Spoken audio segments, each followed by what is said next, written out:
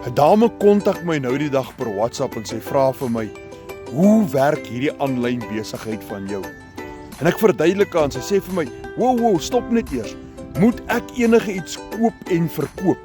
En ek sê vir haar, "Ja, dis besigheid. Besigheid is koop en verkoop. Dis handeldryf." You Dis realize why most people never make money online is because they don't understand business.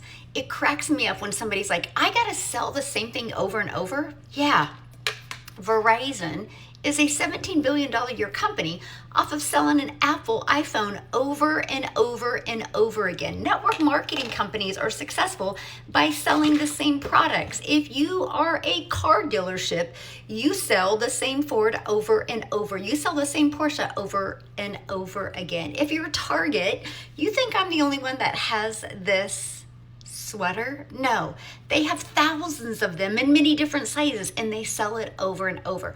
That's the part of selling. That is not your problem. It's not what you sell, it's how you market. En die goeie ding is, terwyl jy opgelei word, begin jy al geld verdien. Earning while you're learning. En is jou besigheid, dis 'n eenman saak. Dis nie 'n piramide skema nie. Daar's niemand bokant jou en onderkant jou met wie jy winste of kommissie deel nie. 100% wins, jou geld in jou sak.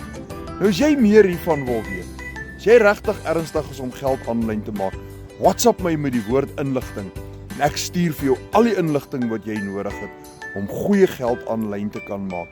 My nommer verskyn op die skerm, spook langs my naam en in my bios by my profiel.